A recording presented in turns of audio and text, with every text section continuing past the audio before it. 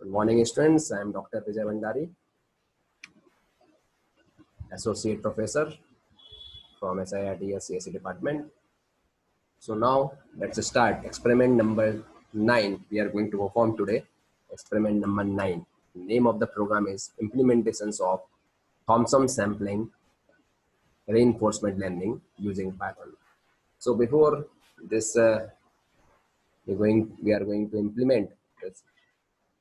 I will tell you about Thompson sampling.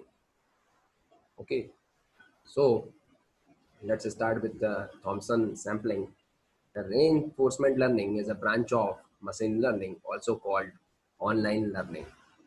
It is used to decide what action to take at t+1 based on data to time. This concept is used in artificial intelligence applications such as walking. A popular example of reinforcement learning is a chess engine. Here the agent decides upon a series of moves depending on the state of the board, means the environment, and the reward can be defined as win or lose at the end of the game.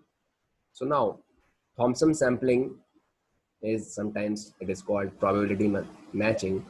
It is an algorithm for choosing the actions that address the explorations and exploitations dilemma in multi-armed bandit problems. Actions are performed several times and it is called explorations. It uses training informations that evaluates the actions taken rather than re-instructs by giving correct actions. This is what creates the need for active explorations for an explicit trial and error search for good behavior. Now, based on the results of those actions, reward and penalties, it indicates by 0 and what is indicating by 1 are given for that actions to the machine. Further actions are performed in order to maximize the reward that may improve future in performance. Now we suppose a robot has to pick several cans and put in a container. Each time it put the can to the container, it will memorize the steps followed and train itself to perform the task with better speed and precision reward. If the robot is not able to put the can in the container, it will not memorize that procedures. So that's why speed and performance will not improve. Now this time it will be considered as a penalty. So Thompson sampling has an advantages of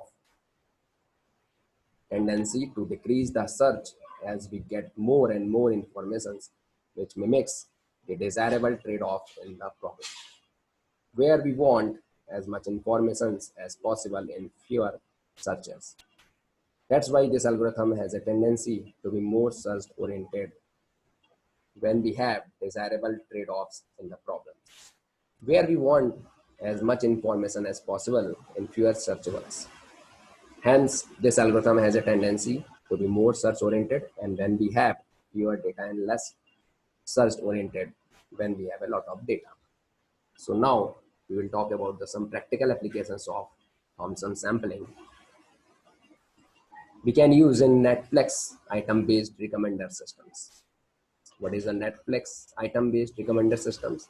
Images related to movies and shows are shown to users in such a way that they are more likely to watch it. Second is that bidding and stock exchange, sometimes predicting stocks based on current data of stock prices.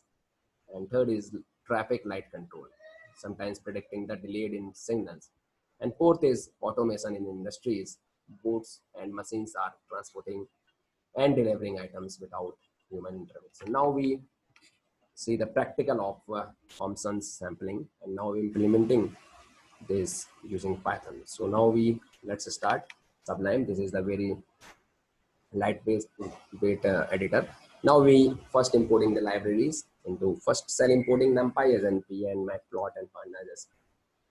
Now importing the data set into second cell, data set is equal to pd.read underscore csv. We are taking ads of optimization dot csv. This is the data sets you can see here, and this is the data set which we have downloaded from the UCI machine learning. You can also download it, and these you can see ads 1, ad 2, ad 3 up to 10.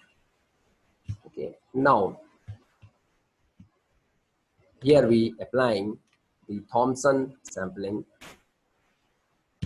techniques. So now we are importing randomly and is equal to 10,000 and is equal to 10 and add selector. So these methods are we are applying, and plotting histograms ad selected, histogram of the ad selection in the x-axis and number of times each ads was selected in y levels. Now plt.show is using for the showing the plot. Now we run this code and getting the results. This is the histograms of ad selection in the x-axis and y-axis number of times each ad was selected. So this is the Thompson sampling. You can see here we are maximizing the ads, increasing the each of number of times each ad was selected.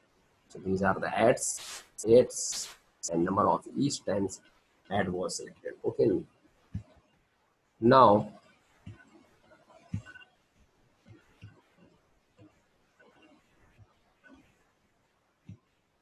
this is also the figure 1 histogram of ad selections.